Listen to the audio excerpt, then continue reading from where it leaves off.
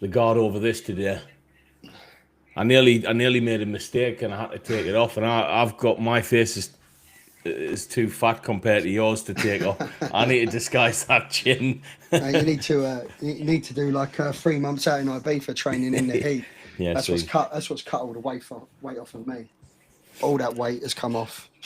I'm flittering between TikTok Live and YouTube Live. yeah, so YouTube is Man, apparently this is working. This algorithm's like been fucking smashed, mate, to bits. I mean, 15 people in the room. I think usually by now there'd be a couple of hundred, but I'll be training instead. Yeah, I've got. I'm just checking this now, mate. It's the live stream's on, which is decent. Let me see if it's.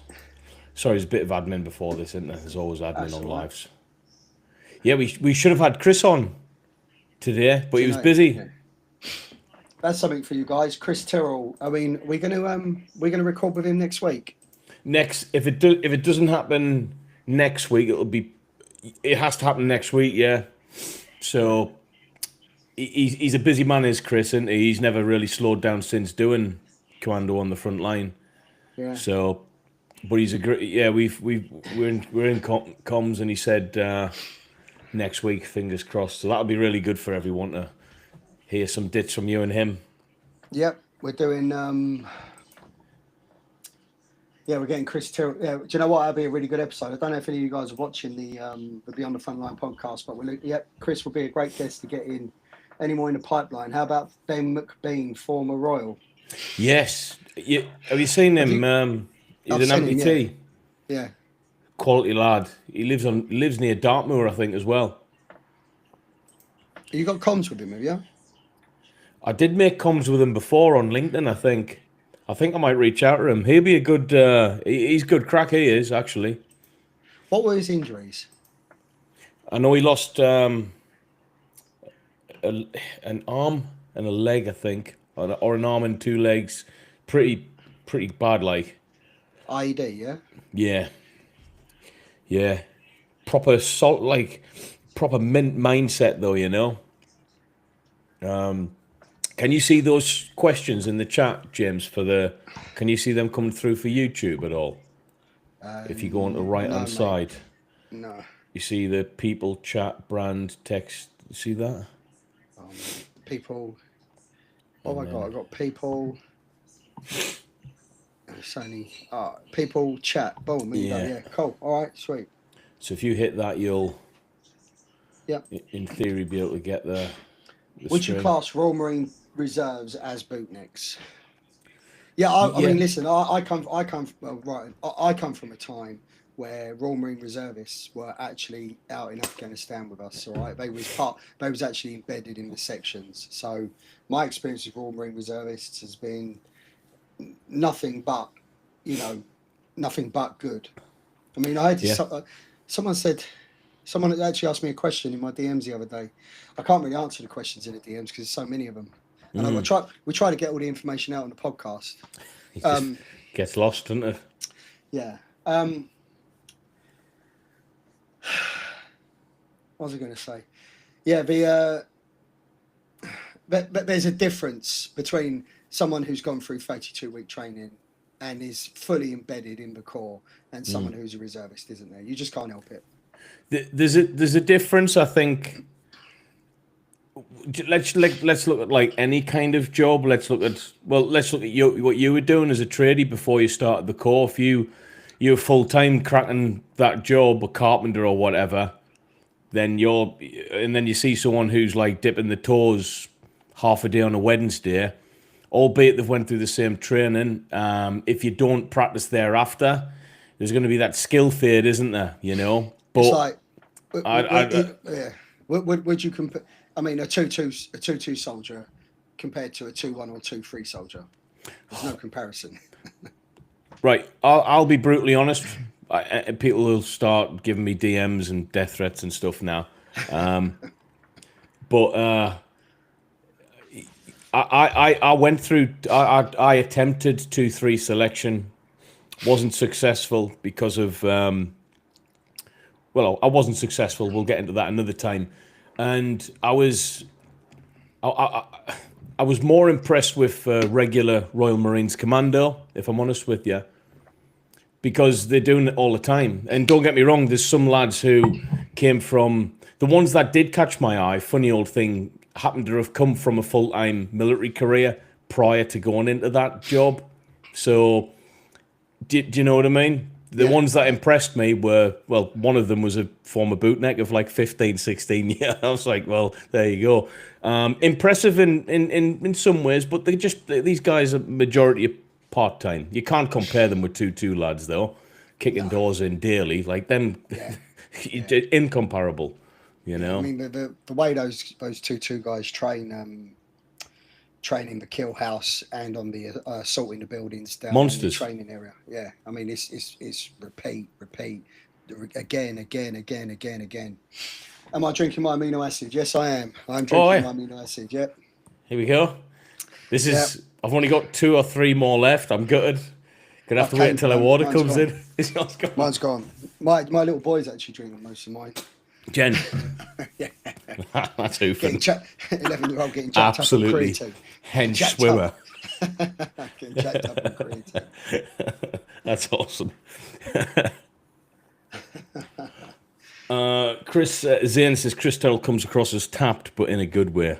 I can't disagree. To be fair, yeah, that's how he that's just how he lives his life. You know, he's 73, 72, 73, yeah. He's 73. He's still got to do his 73 rounds of boxing. He'll do it as well, I think. Yeah, he will do it. And I think he's gone to the military. I think he's gone to the Navy to jack up the fighters that he needs. Really? What they call, like the Matlow boxing team and stuff? Yeah. He's gone to them for help. That's mint. Would you... I kind of want to get involved in that, but I don't know. Ryan, who's Gareth Timmins? Gareth Timmins? I recognise the name. On TikTok. Lock Not Loaded. Did I watch the Moses fight, James? Of course I did. I put a bet on him for the first round knockout. I won 500 quid that night, actually. I put 50 quid down. I put 50 quid down and I jumped out of my chair. I don't usually get any I don't usually react or show any emotion. And I jumped out of my chair and I was like, get in there. Do you know what? I'd love to be able to get, I know him as Rico. He likes his friends to know him as Rico. Admittedly, I haven't seen him for quite some time now. Naturally, he's just skyrocketed. But good to go see him live, you know. I'd love to be able to get him on this podcast, mate. Yeah, do you know what? I think I have a chance of doing that. It'd be yes. That would be yes. Tips for Commando test. Tips for just Commando test or Commando tests? My tip for Commando test is get through 32 weeks. Stay consistent with the prior 30 weeks of hell. Yeah. Tips for Commando test. Tips for Tarzan. Get to Commando tests. Isn't it? Yeah, it's like a lot of people like tips to get UKSF. Mate, the thing is, this whole listen, I'm not putting anyone down, and I do. You know, I applaud your ambition. I really do. I was the same, right? I joined the military to join UKSF. I joined the military to join UKSF. So I was in the same boat as a lot of lads. But this whole journey, I'm going to become a Marine. I'm going to be a paramedic. I'm going to become a 2-2 soldier. I mean, it's admirable. It really is. But the path there, it's wrought with curveballs, with injury, in a corps. You can have the biggest ambition and you get a fucking shit draft. Yeah, I mean, that's it. You're just out the game for 2 years, isn't it? 3 years. Well, for a lot of lads, you're out the game because it just destroys their morale. Like I'm gonna be a shaky. I'm gonna join SB. Whilst you're waiting to join SB, there's your chef's draft. There's your driver's draft. Yeah, eat that up, mate. Watch them crumble. Watch them crumble. You see that as well. Like, I'm going to throw the word throbbing because although it is ambitious, and if you haven't joined the military yet, it's ambitious. But you see, like, in foundation lads all gobbing off about what they're going to do and how they're going to get there, and all of the wannabe SB lads and all of the, even the wannabe fucking bootnecks, half of them don't even get through the first couple of weeks anyway. Well, So mate, it's like take 924 Troop as an example. Sorry, let me just. How's it going, Dan Dicker? Dan Dicker's on the chat. He's. I grew up with Dan Dicker. I grew up with Dan Dicker. God. Kevin and Dan Kent. I grew up with Dan Dicker since I was like 5 years old, probably. Jim. Dan, isn't it? Yeah. So as I was saying, take 924 Troop as the example. 100 people went through that troop, all in all, with back troopers, you know, visiting from Hunter, staying for a bit. 100 people went through that. 56 started. 100 people touched on the troop. 2 of those went SF. That was me and someone else. Obviously, I'm not going to name them. But out of that, you know, and everyone sat there, yeah, I'm going to be a shaky, yeah, I'm going to be a 2-2, you know. So 2%. And I think that's actually probably a very high percentage of guys to go. Yeah, that's SF. I would say if no one in that cohort went SF, that wouldn't be uncommon. Yeah. I mean, what's the percentage? Is it how many people leave after 4 or 5 years, like what I did? Yeah. A lot. A lot of lads leave the corps. Why did you leave? Was it time to leave, or was you disgruntled? Because a lot of people are disgruntled, aren't they? I'll be honest, it was disillusioned.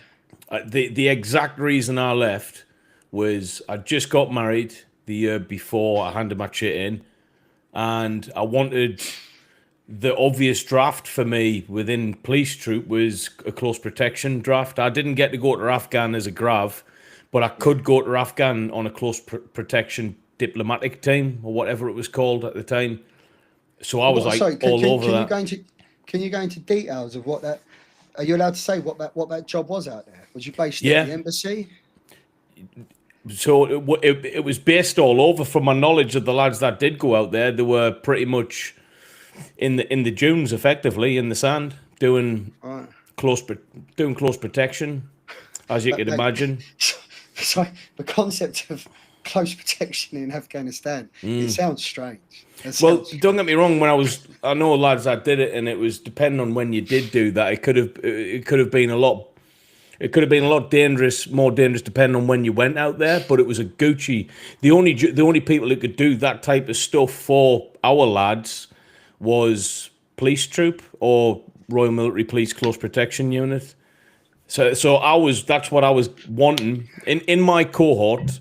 I was not to brag. I was probably one of the first in line to be able to get on that course at CPU, and a lad below me ended up getting pinged to go on it.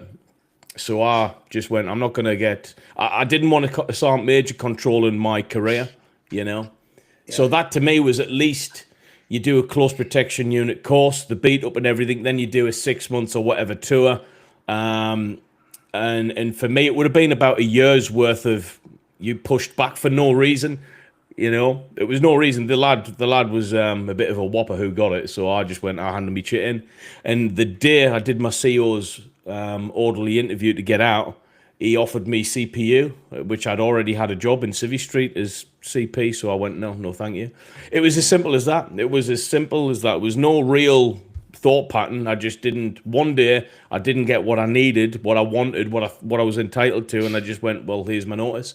Simple as that. That's so common. It's so common, isn't it? It's such. Well, it's poor man management. It's very poor man management. It's like, well, you know, just give the lads.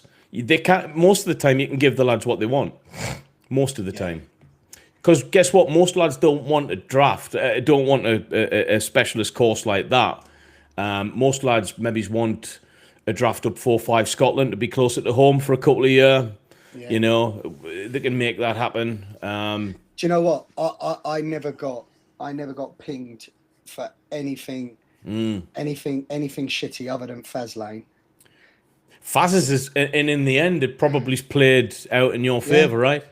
But the reason I didn't get pinged, I'm going to say the reason why, if anyone's in the Corps, looking to join the Corps, currently in the Corps, the reason why I did not get pinged for anything shit is because I simply did not take my foot off the gas, all right? I did not for 1 second sit back on my laurels. Like, that's the key.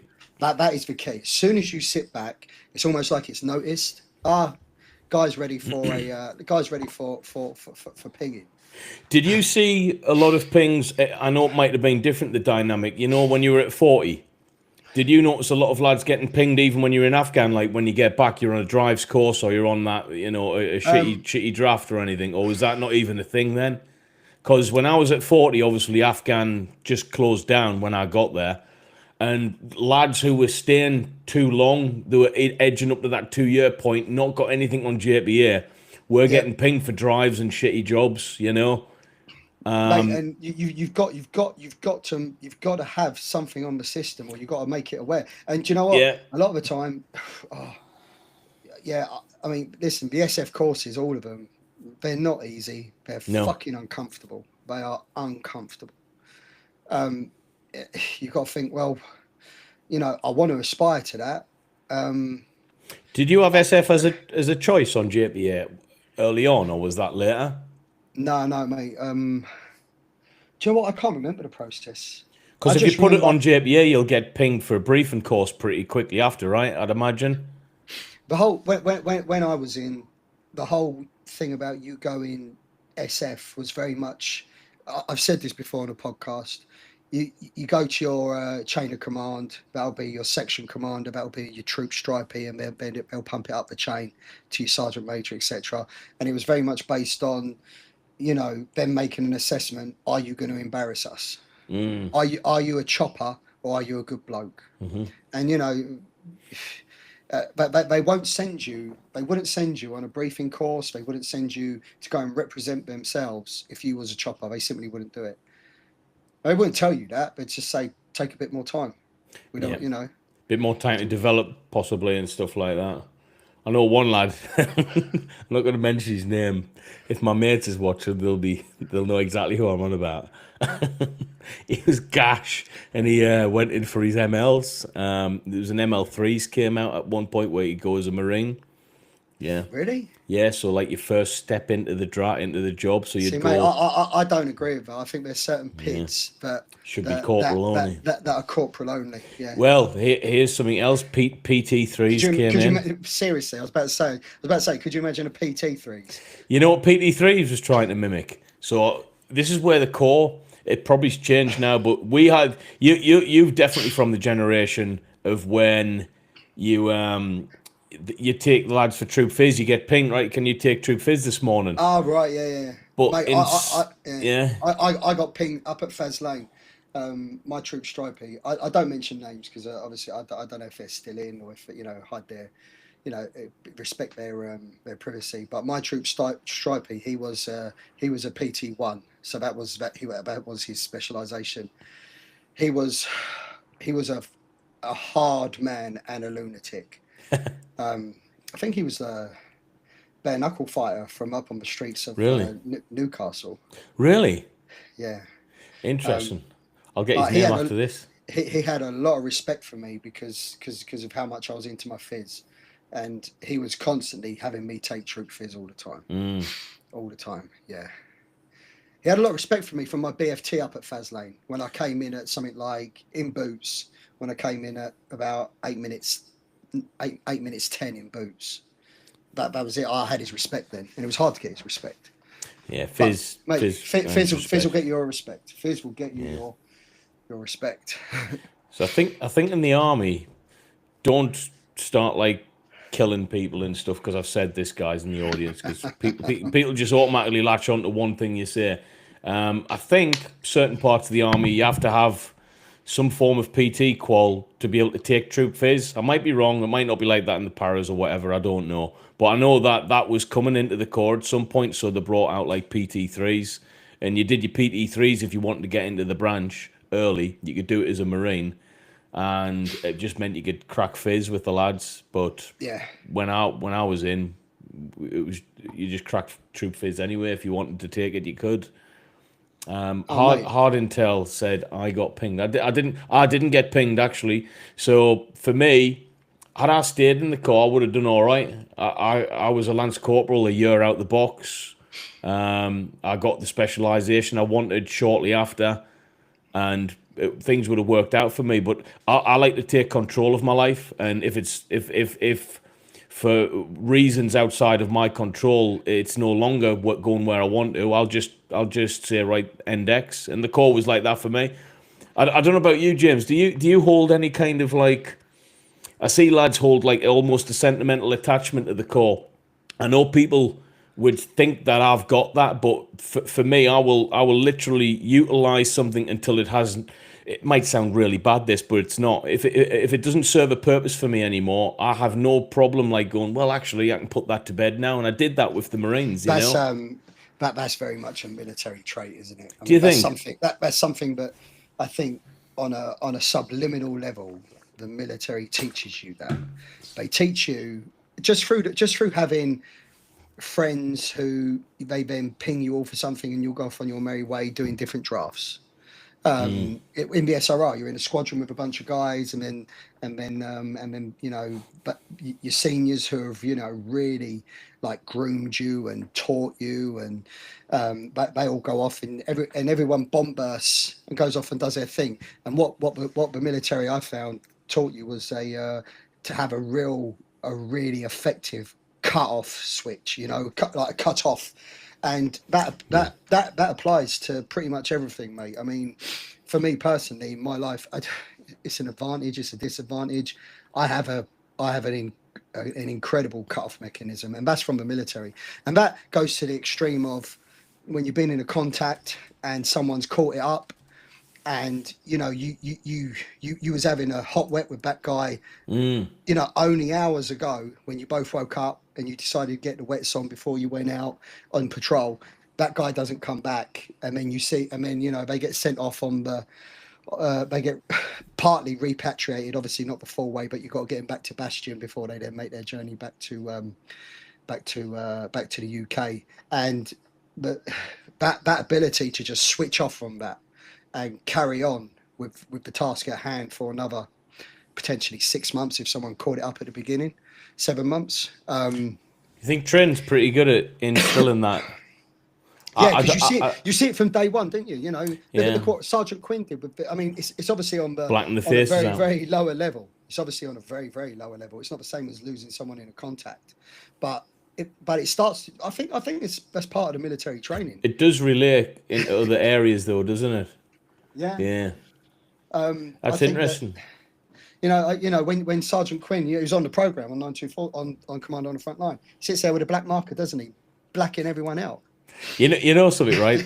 I don't know if you can relate to this, but I used to something really good about seeing people go, and I was staying. Honestly, that sounds horrible. I was like, yes. No, mate. It feeds you, doesn't it? I fed off that. Some lads couldn't feed off that though. They're like, oh, my best mate's gone. I'm leaving. I was like, fuck off, man. Yeah. Do you know what I mean, mate? It's like that film Highlander, isn't it? Where someone's head gets chopped off and you get all their power. Mate, I got more and more powerful with the more. It sounds bad, but I got more and more powerful. Right. So, if you can relate to that, I think that must just be a thing, because I've had this conversation with lads before. When someone gets thinned right out, so there can only be one. Yeah, it's true. It's true. It's weird.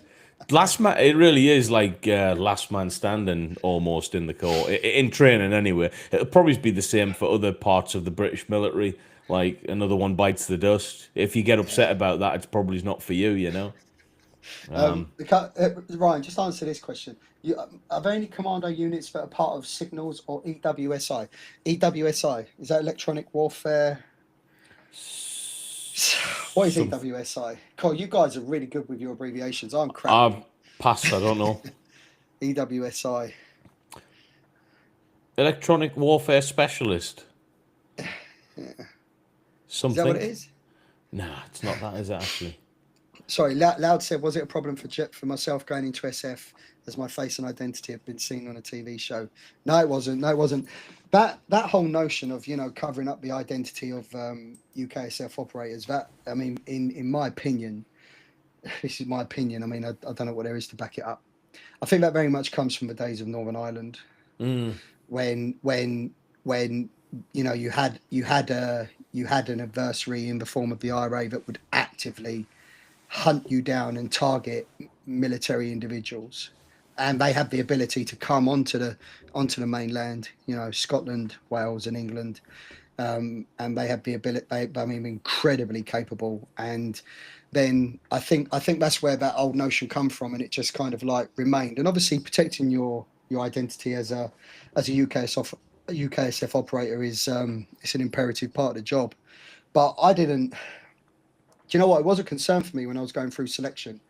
I was waiting for the moment when someone turned around and said, "Oh, mate, this has popped up," but they never did. And do you think it could have was because obviously can I just say, I've probably since being on social media. I mean, I have been in touch with the regiment. The regiment have been in touch with me. DSF has been in touch with me, and I have a feeling now that if anyone is on a program and they apply for SRR selection, it's going to be a flag. Yeah, fair one. If it wasn't already, it probably is now. It is now, yeah. Right, let's change the PAM. Yeah, it will be. It will be. I mean, you know, I haven't done anything out of line with what I've said. I mean, my meetings with anyone from DSF has been predominantly positive. You know, they've said, you know, a lot of the information you're actually giving out is really helpful to recruitment, etc. And you haven't crossed any. Well, essentially you've crossed the line by going on social media. Shit bust. Mm-hmm. But you know, you haven't crossed any other lines other than that. But it's a common thing though, and it's only going to get more prevalent as time goes on. And I think the restrictions that they're going to have are not going to work forever, because I mean, just look at you've got Britain and the way we do things, how we interoperate with the Yanks. But then you see the Yanks literally, if anything, they promote once you've left, like speaking good about the military. They see it as a sense of power, you know. I think that out of all the three regiments, 22SB and SRR, I think SRR, by the nature of its work, has to protect itself far more than the other two. Yeah, that makes sense. Far more than the other two, just by the nature of how it operates in its work. Yeah, I think the caliber of not the caliber of lad, because they're all really high caliber, but the type of person you'd expect an SRR, former SRR operator to screw the nut with that. I wouldn't see. I'd be very shocked for anyone to come out and be like, "Oh, I'm going to tell all" type thing, because it's just not the done thing really within your area, is it? With the guys, I'd imagine. No, and do you know what? The damage that it would do is it just sends chills down my spine, if I'm honest, mate. The damage that it would do. Yeah. So it's what were we talking about? Actually, I can't remember what we were talking about before. We've got a gash. We need to bring out a memory supplement. Actually, on supplements, they say I don't know if you've got you've got yours. Me and James it's the product's built. Is that accurate? Yeah, the product is built. We're just putting it together. It's built. Sorry, let me see that. When 22SB guys go over to SRR, is it permanent only as a draft, and does it benefit them when they go back? That's a really good question, that, isn't it? 22SB. Okay. So when 22 and SB guys come over, it's typically a draft. It's an attachment. Mm-hmm. They don't just get to come over. You know, they have to go through the course. Would that be the full course, James? Or elements of the full? So, like, it's the full instructional course. It doesn't involve that first part of selection, which is purely that 21 days where do you want to be here? Yeah, I mean they've done their version of that. Do you want to be here? It's called the Hills. Yes. Yeah, that's their version of it. The Hills is essentially, do you want to be here? You know, obviously it's a fitness test as well. But it is it's a do you want to be here, and we have our version of a do you want to be here. Admittedly, the criteria within that first phase of SRR selection is very much do you want to be here, and we're going to have a look to see if you've got the aptitude to to be successful in what we are going to potentially teach you. So they come over and they do the course. They have to obviously learn all of our skills. They have to learn all of our basic skills. Does it benefit them if they go back to their original regiment? Absolutely. There's probably a lot of people that could answer why that benefits them, because I keep hearing it all the time. I'm not going to say it because I don't like going down the routes of those particular postings and drafts, but it does benefit them. The skills that an SRR soldier has, I mean, it's good. I mean, the benefits to it as a soldier and also as a civvy. I was just about to say as a civvy. Yeah. Like the military and beyond. Mate, let me tell you. So, not next week, the week after. No, next week, my eldest boy starts his new school. So he's not going to school just round the corner. He's now got to get a train into town, and then he's got to do a walk. So his mum must have thought, fuck me, you're Chad. How about this? How about on day one, I stay with him. You know, we do the journey together, the full journey. I come, I pick him up. Day two, I pick him up from when he's done the train journey on his own, and we do the walk up to the school. And then day three, I put protective surveillance on him. And I just watch him from afar, and I keep tabs on him. I just couldn't help it. But I think that's there's something wrong if you didn't utilize that skill set. Right. She was probably looking at me like, oh, you're Chad as fuck. I think it's over. Don't bring that shit to my life no more. I was going to put, protective surveillance.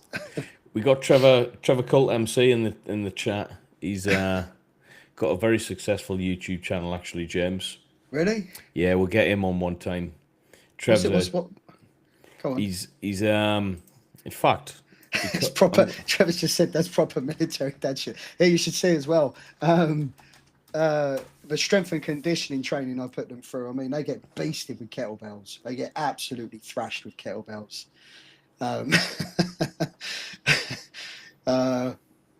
My youngest one, I was thrashing him the other day. I'm trying to think. Oh, that was it. Yeah, mate, this isn't military, Dad. They were scared of a spider in the car. They were all freaking out. So I stopped the car, pulled over on the side of the road, and I picked the spider up and I put it on my hand, and I was trying to make them put it in their hand. I said, you two pair of sissy boys. I said, what are you gonna do when you're in your house, yeah, and you got a missus, because you are gonna get a missus, right? And she needs you to get rid of that spider. You're gonna sit and scream like a pair of sissy boys like you have in the car. Let me see if I can share this with you. I think I can. I want to give you a bit of a skeggers on. Sorry, Trevor. Can I just say this, Bob? I had a walk to the station, a train, and then school. Do you think kids? Yeah, I do. I do think kids are too mollycoddled these days. Absolutely, I do. And I actually said to the mother of my kids, I said, throw them in at the deep end. Throw them in at the deep end. Let them learn the hard way. Not necessarily the hard way, but, you know, just throw them in. Let's have a look. MC. Yeah, Trevor Coult. Sorry if I'm pronouncing your name wrong, mate. That's my accent. MC is a veteran of the Armed Forces and was awarded one of the highest gallantry awards by HM Queen Elizabeth II in 2006. A veteran campaigner, raised over 250k for veterans' causes. YouTube channel he's just came from nowhere, man, on his YouTube channel.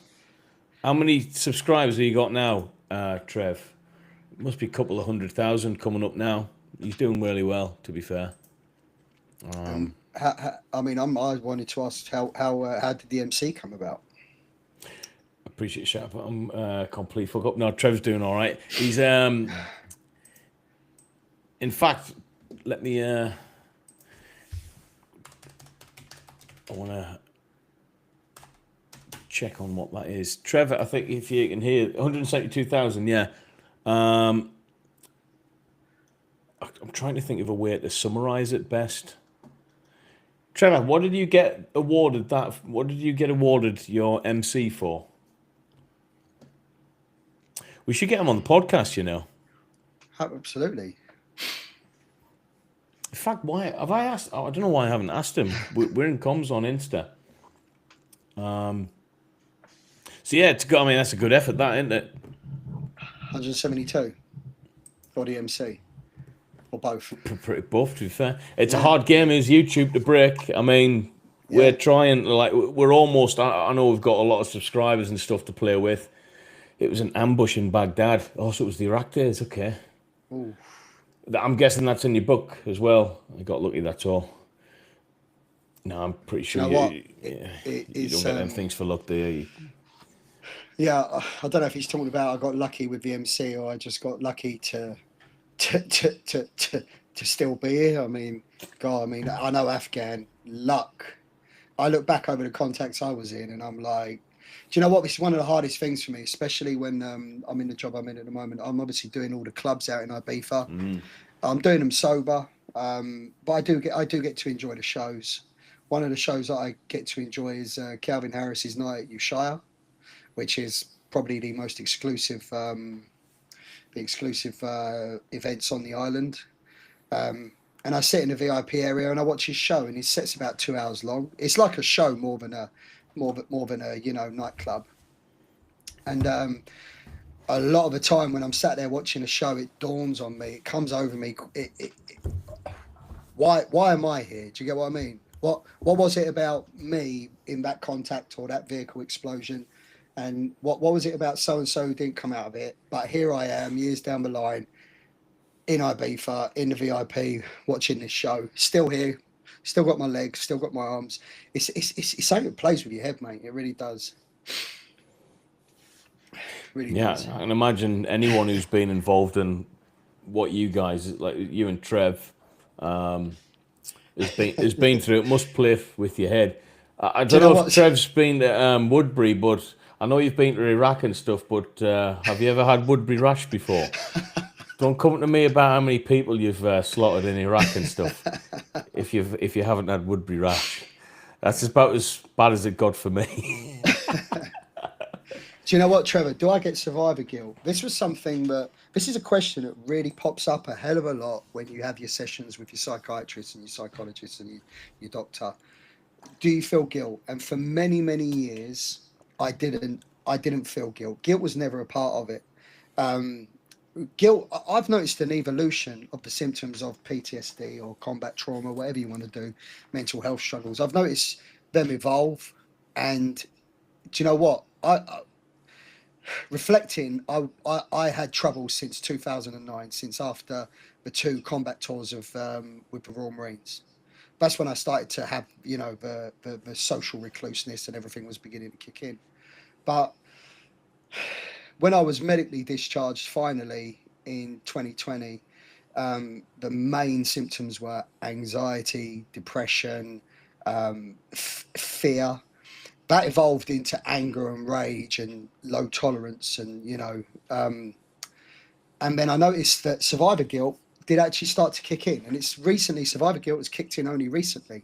I don't know why the symptoms evolve in the way they do and what the time periods on them are. Obviously, they might be individual. Who knows? Are they individual, or is it a generic evolution that many people that suffer with experience? But I get survivor guilt now, and I notice it more and more and more, especially with the job that I do. Why with the job that you do? What kind of? Because, mate, listen, like I said, mate. I mean, why am I sat here getting to enjoy? Yeah. Why me getting enjoy this experience of being sat on essentially what is a 20, 30, 50 grand table, watching Calvin Harris do his set. And so all those years ago got folded up in the front seat of a Viking by a shaped charge. Who makes that decision? Do you get what I mean? What forces out there make that happen? And it plays with you. It fucking plays with your head. Do you know what I mean? It does plays with your head, because there's so many different variables at play here. Yeah, it's think it kinks in once a therapist strips you back. Yeah, that's probably right, Trevor, actually. Although my therapist recently for the past 5 years have been the NHS, which is, it's been painful, man. It's been painful. They honestly, they bless them, and you know, hats off to them for taking on the burden. Obviously, they have to, being the primary healthcare, but they haven't got a clue how to deal with soldiers. They really don't. Really don't. Yeah. Have you went through many things, Trevor, in that regard? I can imagine most lads who went to Iraq and Afghan, if you're involved in stuff like you've mentioned there, it's going to have some kind of effect on the brain. Do you think would you say empathy increases with time from being out of the services and healthily trying to tackle your mental health and your lifestyle, and what you do right now, James, is certainly on the right side of trying to be better. Oh yeah. Do you understand? You're on the right. I'm on the right side. I've been on the wrong side, and that's a downward slope, isn't it? You know, the wrong side is just most of the time it's being in trouble with the law. Yeah, but it's and that kind of perpetuates other feelings and behaviours, and you just don't feel great within that situation, right? Yeah. So do you think it's you wouldn't? I mean, having sport you for a long time now, I wouldn't expect you to feel as much empathy, for instance, when you're in that mindset compared to being in arguably a better side, or you're certainly pushing towards a side of, I want to do better at this. I've started a business. I keep my fizz up. I'm got a good job. I'm working on things. You can see things that you can see areas in which you were wrong before. You know, do you see how maybe if you're feeling a certain way, having arguably been on a bad side now, arguably on a better side, why that's came about? There's possibly a link there or not, or do you just put that down? What do you put that down to? Mate, listen, everything that's going on in my life, like the stuff that we're doing with the supplement brand and you know, the YouTube channel, and immediately I've taken my foot off the gas with TikTok. That's been because of work. I really want to get my foot back on the gas with that. All of that is that there is driven by those military skill sets that, you know, of drive. You know, I'm still in the fight, and I've got an ambition. It's the same as you know, being a recruit trying to get your green lid. That's one of the qualities that the military installs in you. Empathy. I mean, my partner at the moment will probably, if she was here talking right now, she'd probably turn around and say empathy's gone. Empathy is one of the biggest things to go, and I tell you the truth, I don't think it properly comes back. And that's a real handicap in Civic Street, because Civic Street relies a lot on empathy to function properly in it and not be looked at as an arsehole. Yeah. Yeah, empathy is empathy gets left on a battlefield in Sangin Valley, if I'm honest.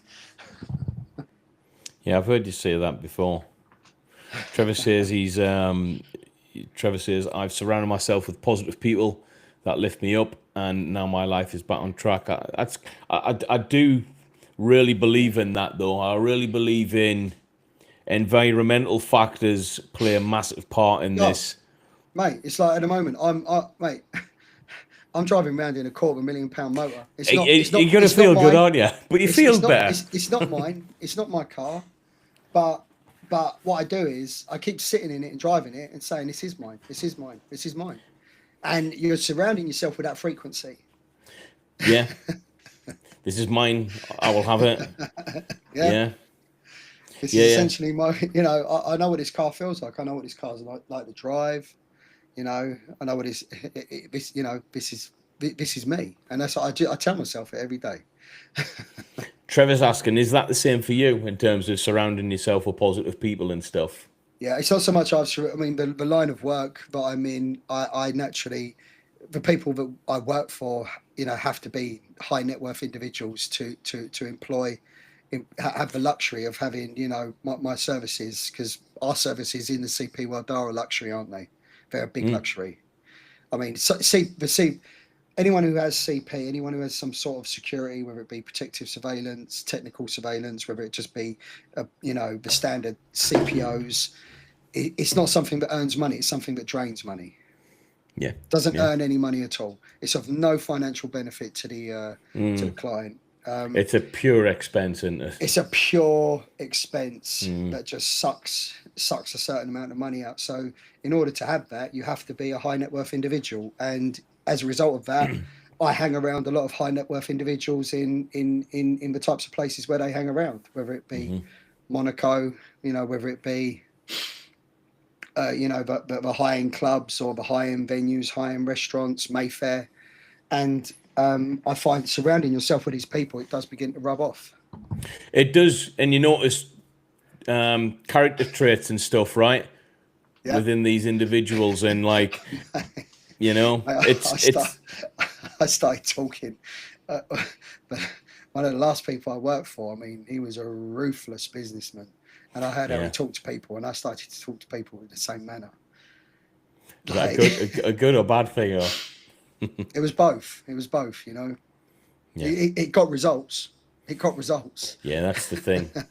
It's a tricky, especially in business, Sorry, I've just missed a couple of super chats here. I just want to, I don't know what that name is. I don't know what language that is, but he says, no need to talk in detail, but opinion/experience working with JSG/DHU. Is it challenging as SRR or comparable?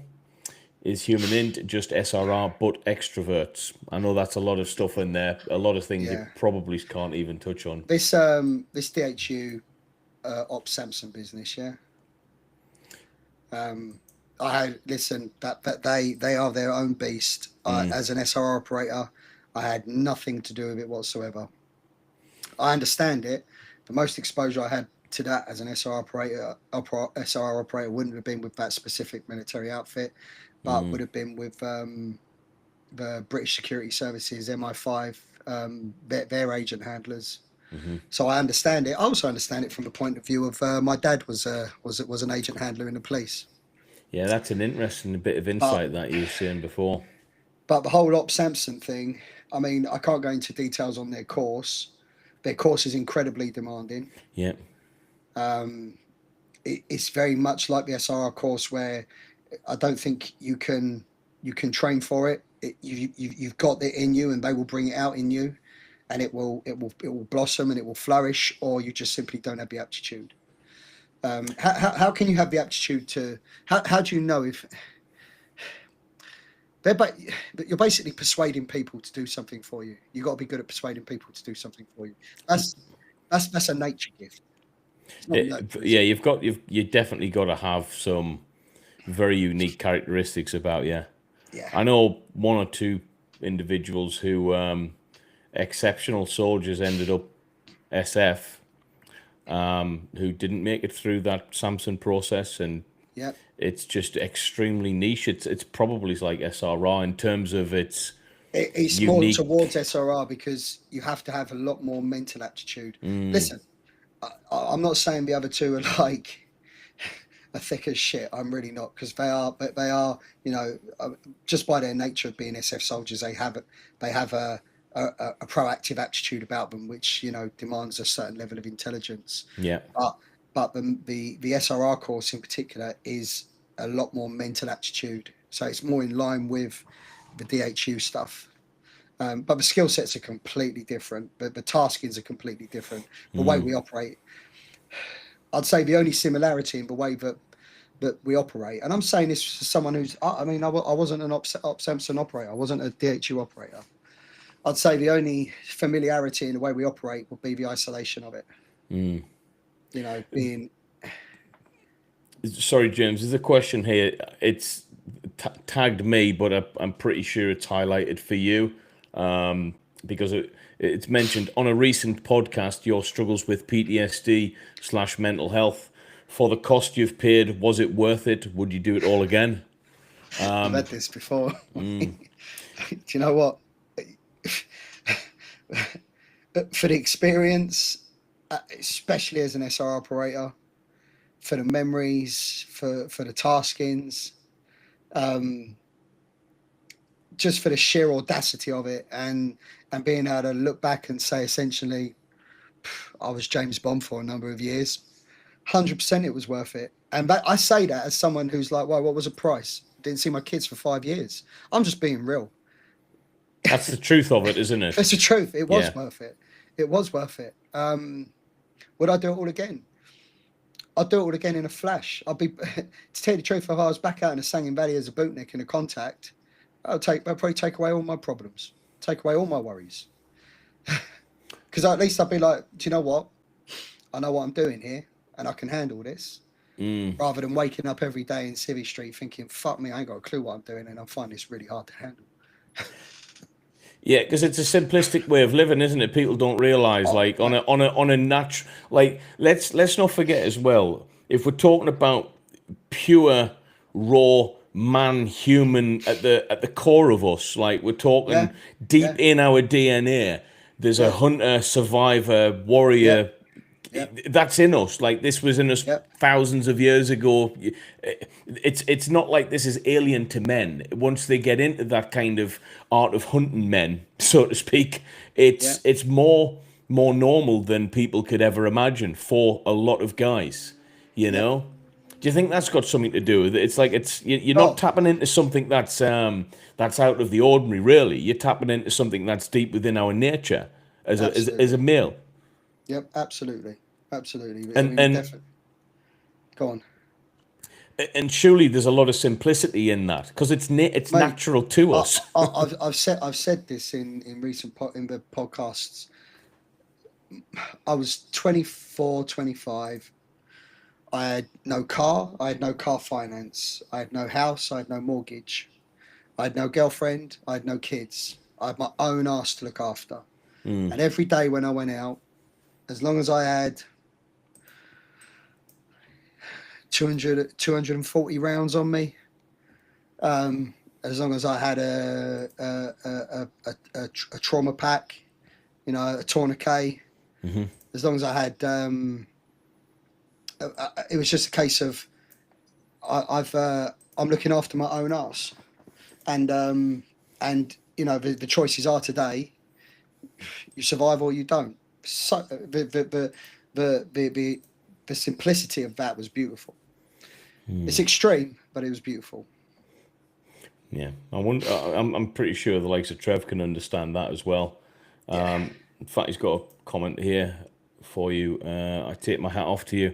I never had the confidence or belief in myself to put my hat in the SF ring.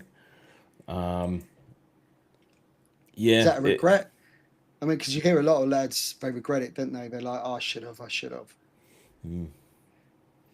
Yeah. I know a lot of lads. Then again, though, it's like...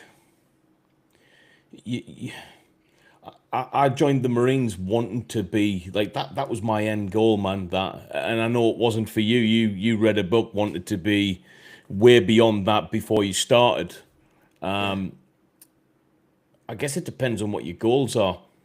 I can imagine the likes of Trevor and seeing like Iraq and stuff and getting amongst it. If you enjoy that, then going, I wouldn't mind doing this at the next level. Sorry, can I just say, Trevor, from the point of view of experiences, listen, I mean, I didn't do Iraq. I mean, Iraq sounds, I mean, that fighting in built up areas. If you mention Baghdad, I'm going to assume Baghdad's pretty damn built up. I mean, that is a roll of the dice, isn't it? That is a fucking roll of the dice, fighting in built up areas. In a place like Baghdad. But I remember as a bootneck in 2007, 2008, I remember a lot of the SB lads, they wanted to come and operate where we were operating because there wasn't much going on where they were. And they heard about the action that was happening in the Sangin Valley. And they wanted to go and do taskings with us on the ground, just as a part of a bootneck patrol. Because they knew they were going to get in a tear up. They were going to have it that day. Wow. But it was actually, you know, but they're seeking out the action. That's interesting. Yeah. So with regards to, you know, no regrets with Trevor. I mean, Trevor, if by the sounds of it, what is it? Is it SF or is it the experience? You know, if it's from its point of view of experience, and you've come out the other end, you know, and you've got those war stories and those kind of battle scars, because that's essentially what it is. You know, was there any need to go SF? Because what does SF do? It ticks that box, doesn't it? That's interesting you say that, actually. I've never thought about it like that. Is it SF or is it the experience? Yeah. Because if you wanted experience from my point of view in the Herricks, you was getting that in the Sangin Valley. Yeah. I mean, look, I was in somewhere in the region around 80 to 100 contacts in one tour. That's outrageous. I can't, mate. I've purged most of them. I'm like fucking 80 to 100. I only know that number because my sergeant at the time said we've been in about 80 to 100 contacts. Yeah, that is outrageous. He recorded them all in a diary, and I was like, "What the fuck?" I can perhaps remember half a dozen. Where the fuck did the other 75 go? Ben Gills, thank you for the super chat. Question: do paras keep their beret if they go SBS or wear the green beret? Also, Hereford isn't that big, so James must have seen people from E Squad. Yeah. Listen, E Squadron. Everyone's obsessed with this E Squadron, aren't they? Yeah. Well, okay. So can I just ask, what happens if I see someone in E Squadron? What do I do? Get a raging erection and go, fuck you. What? Listen. I've been straight with this. The SRR is one big E Squadron. Yeah, fair one. Yeah, seen. And I don't think the regiment would have any gripes with me saying that. I know 2-2 would have gripes with me saying. Yeah, probably. Seems because I think I'll answer the first bit then, because people get upset when I even mention the paras, despite one of my best mates literally being a para, like a good para as well. Do paras keep their beret if they go SBS? No, you're effectively a commando when you go SBS, aren't you? Yeah. Effectively. Yeah. Well, you've specialised as a swimmer canoeist. You've taken up a bootneck specialisation. Yeah. I mean, you get a green lid, don't you? You're a commando. Yeah, so it's yeah. If you want to keep your cherry berry, you better stay in the paras or go RMP.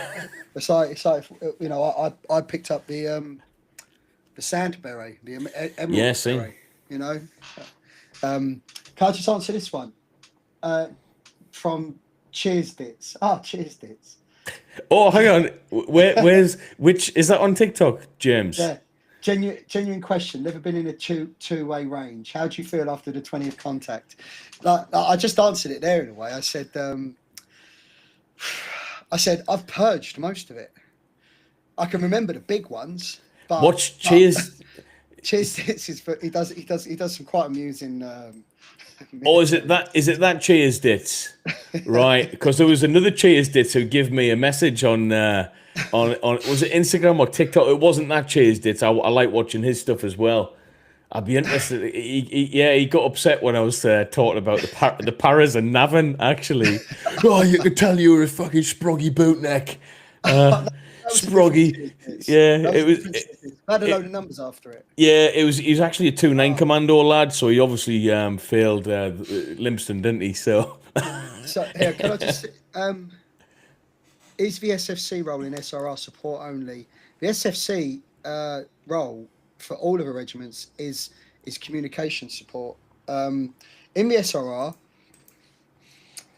we hold them a lot more valuable, I think, because we don't take the attitude of, you're just a fucking communicator, get the radio out and get your head down. Mate, the technical skills they can bring to us and the technical knowledge they can bring to us, they are worth their weight in gold. Good SFC. It's in the SRR. I mean, they're a lot more respected. How does it work? So, like my image of like an SFC with SB or Hereford, like filtering into part of the section, you know, albeit you might not be at the first one in, but you're certainly on the back of the stack or wherever in that dynamic. Yep. How does that work with you guys in terms of would it be safe to say an SFC role within SRR brings with it potentially more of a specialized skill set? No. So Do you know what I mean? if I look at the different theatres I've worked in, SFCs wouldn't come out on the ground with us in particular theatres. Right. But they would have had a huge role in providing a bomb-proof infrastructure to our comms plan. So they're not necessarily, they're not kicking. You're not kicking doors in it. Yeah, it's different, isn't it? And it's all about the environment you're working in. SFC's Special Force Communicator is very much geared to environments, into more, proper war-torn environments such as Afghanistan and such as Iraq. Because in order to get on the ground and be a communicator, which you have to have the comms, otherwise John Cena is Squadron. The SFC, becoming a Special Forces communicator simply means that you've done the tick in the box that you've conducted SEER. That's what it is. Because SEER is the tick in the box for you to work behind enemy lines. If you haven't done SEER, you cannot work behind enemy lines. So an SFC, they've done SEER. So now they can work behind enemy lines, which is where all of the SF operations predominantly are. That's what an SFC is. I mean, I can pick up a radio and I can operate it. I could operate it as No. Sorry, what am I even saying? No, I can't pick up a radio and operate it like an SFC. I haven't got the knowledge. Their comms knowledge is like second to none, and their tech knowledge as well. Their tech knowledge, which to an SR operator is even more valuable. Really? Yeah. The tech side of it. This is something that I think a lot of lads get shocked on when they get pinged, because SIGs is a ping draft in the core. It's SIG spec. It's a ping. You can get pinged as a SIGs in the core, and loads of lads Freddy it because it's like actually a really difficult course for some lads. And you know what? Knowing what I know now, if I'd have gone back, I would have done everything the way I did it, because I had a pretty. I mean, my career was like, for me, it was the gold standard. When I look back on the timings, the drafts, how I did it, the tours, it was the gold military standard of service. Yeah. But I would have considered techie roles for jobs on the outside. An SFC, a 264 tech, a 267 tech. I think that's the name of the regiment. The numbers, I don't know. Being a good operator within one of those and getting the tech knowledge, you're pretty much going to walk into a six-figure salary, working for BT. Really. Some sort of like mobile phone company. You're going to walk into a six-figure salary when you leave. A lot easier. Yeah, you're right at the top of the pile, really, aren't you, when you think about it? Yeah. I mean, looking back, I don't think I'd have minded a ping as a SIGs guy, to be fair. I kind of liked the idea of SFC at one point in my life, I'll be honest, to the point of which a lot of lads said, get yourself pinged on a SIGs course and then do that. I mean, get yourself to an SRR squadron, because you'll be a lot more respected. Yeah, fair one. Hell of a lot more respected. Is your TikTok gone inactive? How does that? Yeah, but it's because you didn't do the verification thing, I think. So I'm such a biff on TikTok. Can I answer this one? Do the SRR have the same shooting standards as the SAS and SBS? It's not ignorant at all, Tom. We have the same shooting standards, just with different weapons. It's all to do with what your primary weapon system is. As an SR operator, your primary weapon system is going to be a short. It's going to be a pistol, and you are swept up on that. Okay, the pistol work you do as an SR operator is, I mean, it's comprehensive. Obviously, you've all seen the TikTok reels with this DJ Shipley and who's the guy in the respirator? I think he's the one that's been on with Sean Ryan, isn't he? Yeah, J. Cal. Bootneck. Their primary weapon is a C8 DeMarco with a short barrel. So that's, I mean, how they conduct their drills with those weapons there, because that's what they're doing. They're assaulting in buildings. That's what a short barrel's for. How they conduct their drills with those weapons there, you'll conduct the same drills, but you'll just be doing it more predominantly with a short.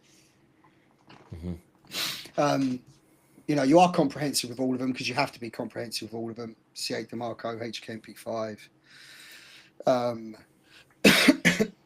But yeah, we have the same. We have equal standards, just with different weapon systems. Yeah. James is well bulked up. I bulked up and I've slimmed back down. Actually, I went up to about 17 stone of muscle, which was far too much on my skinny little frame. And I've trimmed back down now. I beef. Trimmed back down to 16 and a half. I've got a question. Ben Gill, thanks for the super chat. Need Billy Billingham, Foxy, or Staz on? Right. So this podcast, right? How can I put this? I'm not going to say it's unique in terms of, oh, this is unique, this podcast. Loads of podcasts out there now. All right. Everyone's got a podcast. The difference with this one, and me and James kind of had this from even before we started the podcast, the whole idea of we need to get James's story out onto video in some way, shape or form, and we decided that keeping ownership of that material was better than going on to some, podcast and just giving it 40 minutes and not really doing it justice, and then giving ownership to someone else. Well, we did it up in Chris Tyrrell's apartment. Actually, yeah. How long did we have? 2.5 hours? About 2.5 hours, and it was just it was apparent. Yeah, didn't even scratch the surface. Didn't even scratch the surface. I mean, the Recruit Williams story, I always talk about it third person. That's what's that? 2,000 episodes, 24 episodes. Yeah, I mean, literally, you alone.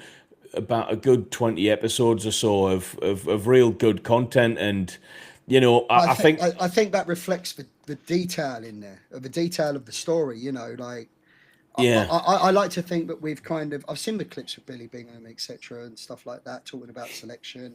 I like to think that we've given a far more detailed kind of account of it, obviously without giving away secrets, etc. That's the difficult part. It would be. I mean, look, it'd be easy to say. At week 1 you do this. At week 2 you do this. At week so and so you do this. I mean, the success of that would come.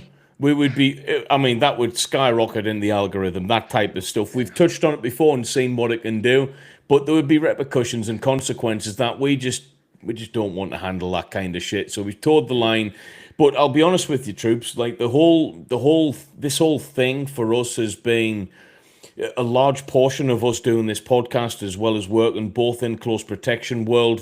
That thing we wanted to. We've created a business behind this entity that's not only going to support this podcast, but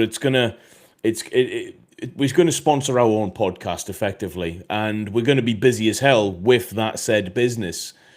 We've brought a company out, a supplement company called Frontline Nutrition, a complete joint venture with James's extensive knowledge on supplementation, on PEDs and everything like that.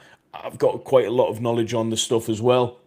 We've come together, we've really niched it down, and we're going to release fantastic supplements for you all. And we're not just saying that. I mean, I can let James talk a bit more about the quality of this stuff.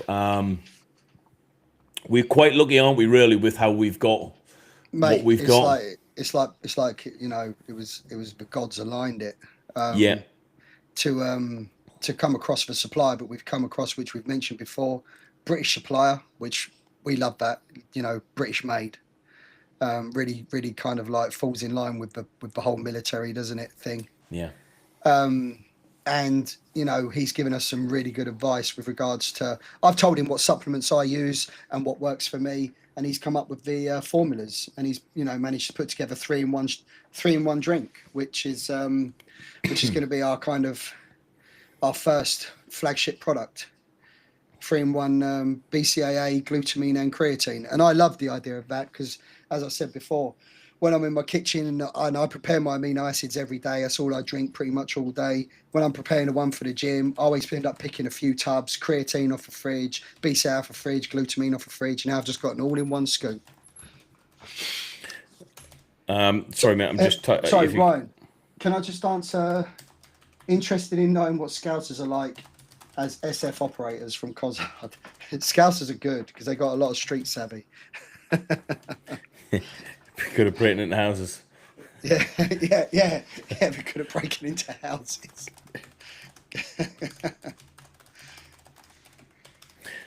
In fact, I'm typing this. I can just answer that question.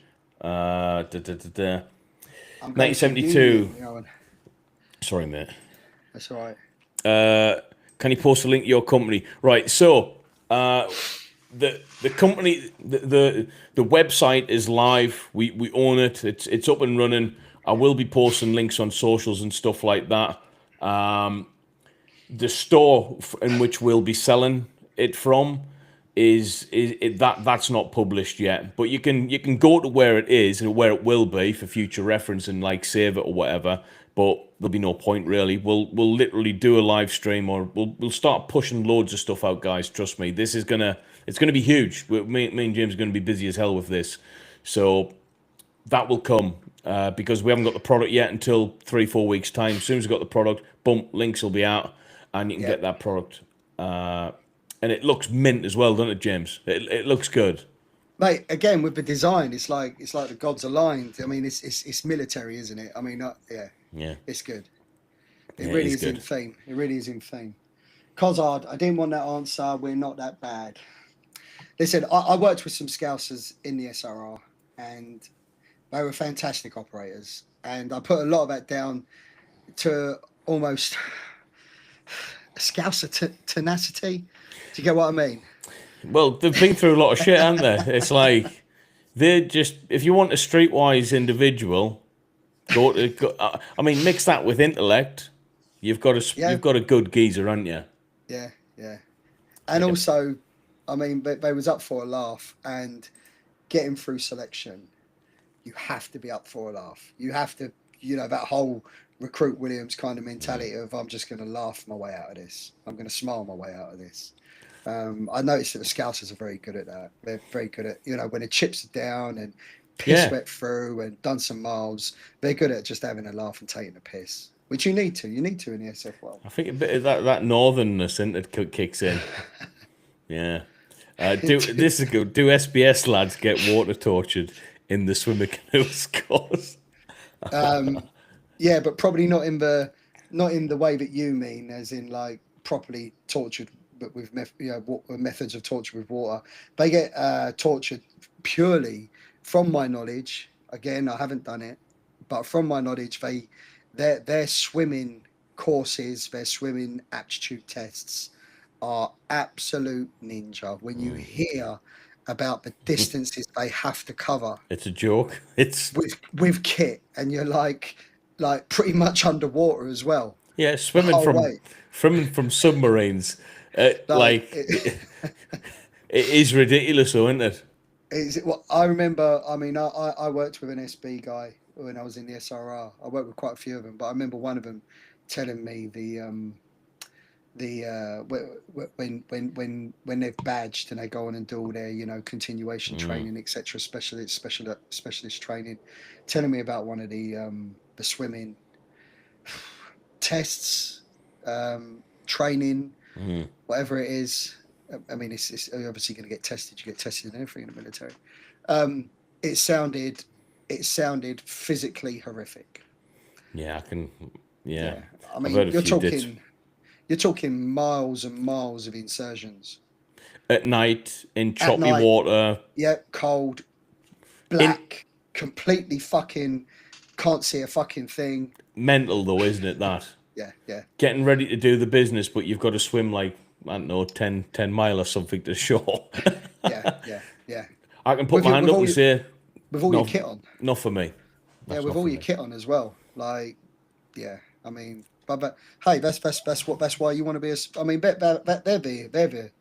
the bread and butter old skill sets of swimmer canoeists, aren't they?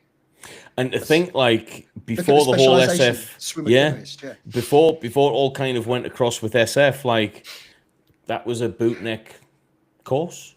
yeah, yeah. It was a tough course. It was a stupidly tough course. Mental. Yeah, I mean, obviously, what was it?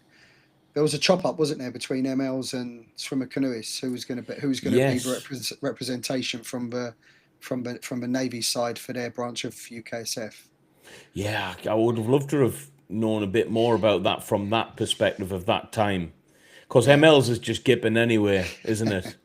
yeah, yeah. Yeah, I yeah. think I think I think swimmer canoeists probably got it because it's more water specialist. Well, it definitely takes the amphibious side for the Yeah, Navy, yeah, yeah, whereas the MLs, it's like, yeah. You got mountain troop, didn't you? I Two mean, two. you know, Yeah, that's hard for any part of the British military, what them lads do, yeah, arguably. Let's wrap it up with a couple more quizzes, shall we? yeah. I mean, I've got to go and pack my suitcase because I've got to fly back out to the Mediterranean tomorrow. Saying that like it's a shit draft. Yeah, fucking hell. Same shit, different draft. Right, actually, this is one. The James Williams story. It's not wrapped up. We haven't put it to bed. It's just been consolidated. We're going to be as we have on this. It's kind of opened up, but we're going to be introducing a lot of other content, should I say, in the near future, orientated around supplementation, PEDs, and stuff like that. We've just got to. We both share an interest in the knowledge of it, actually, and the human performance thing is really, I think, really important to most military lads, and it's never left us. You know, gym, fitness, that kind of thing. So we're going to be opening up those topics. Naturally, it's going to align with our supplements that we're bringing out very soon. So we're going to be pumping that kind of stuff out within the next month or so, James. I would say that's probably going to Yeah, become more yeah, of a. yep, yeah. Definitely, hopefully within 4 weeks. So, Ryan, can I just say, the Ben says SAS guys are good, but SBS guys are a different breed. Can I ask Ben, is that based on your exposure, or is that kind of like based on just an opinion through what you've heard? That's what I'd really like to know. Yeah, I've worked with both, and I mean, I have to take my hat off to the 2-2 guys. I really Yeah, do. you naturally swayed towards the 2-2 lads, right? Yeah, I did. Yeah. Is that just so? Is that all? I wonder if that's a theatre specific thing. Actually, no, because SB was out in Afghan an awful lot, Yeah, weren't they? yeah. Interesting. It's not theatre specific. I mean, again, I could go down a real rabbit run there, and one that I'd probably find quite hard to get out of. But at the end of that, yeah. it ends with your opinion. Yeah. You swing to okay, that's interesting. Yeah. Do you find what? Sorry, what? There was another one. Would active UKSF operators see combat getting to firefights today's world since Afghan has shut down? I don't know because I'm not in the military. I'm gonna take a guess at yes because the world's a busy place, and UKSF. There'll be a lot of things coming over the desk of the head shed of UKSF. And when I say that, ones that run all 3 units and SFCs, there's a lot of requests coming in around the world. Can you do this for us? Can you do this for us? Can you do this for us? As a UKSF operator, you're going to be busy, even if there isn't a major conflict going on. One more, mate, for you. It's a super chat just came in. James, every man and his dog has a program for completing hills, but there's very little info about SRR's selection. How do you physically train for it? How did you? Yeah, how did I? I was a bootneck. You joined the corps. I joined the corps. And you got pinged straight away to get to Afghanistan 3 days out of box. Yeah, and then when I came back from my second tour of Afghanistan after carrying 1,000 link on my back for a GPMG or whatever, I had a draft to Faz Lane, which is, I mean, that there is that's a phys camp. SF training ground, isn't it? You literally have nothing to do in Faz Lane other than train 3 times a day. Right, troops. On that note, I think we'll wrap it up there. James, thanks for your insight into different things. Troops, Sorry, thanks for the can I just support. answer this one? Yep, yeah. BL11. What are the gym facilities like in Hereford? Swimming pool. The gym facilities in Hereford are absolutely fantastic. I believe it's got a CrossFit affiliated gym. Not one you can join. You can't go and join their CrossFit gym, but it has got the affiliation from CrossFit itself. They came down and had a look, and they were that impressed with the level of skill, that impressed with the level of fitness, and that impressed with the gym itself that they made it an affiliate. That's pretty useful. And simply the budget in UKSF. I mean, but they kit that gym out with whatever they want. You know, the lads, and they go to the lads. What do you want? Yeah, we want 30 Olympic weightlifting bars put up on the wall. We want 10 cross training rigs. We want 10 tons of bump plates. Yeah, there you go. There it is. We want 10 air assault bikes. Yep, there they are. Like literally, the funding. And fair play though as well, right? Yeah. I mean, do you know what? If there's ever a gym which is going to get used, it's that one at Hereford. I mean, fair one. Yeah.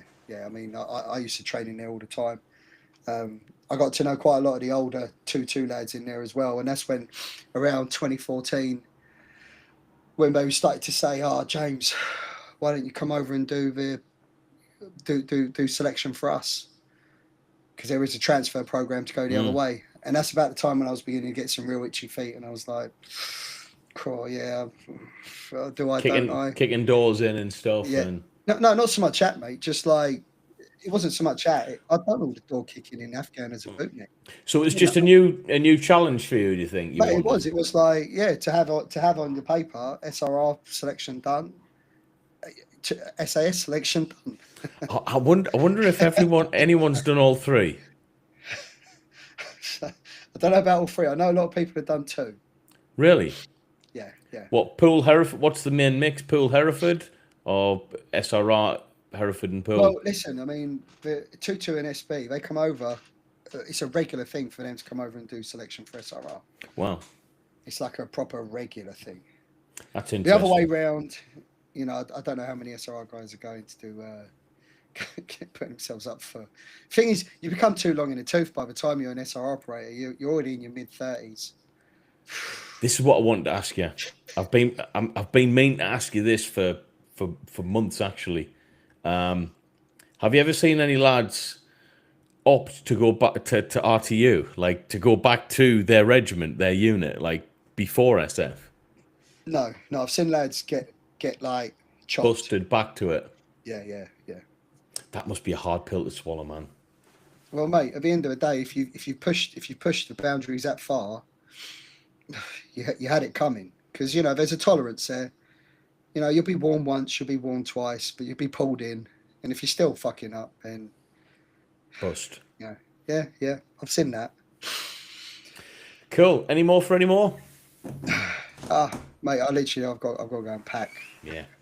All right, man. Guys, thanks for stopping by. Sporadic, but you're going to be seeing a lot more, hopefully very soon. Thanks very much. Catch you now. I'm going to turn this one off as well, Ryan.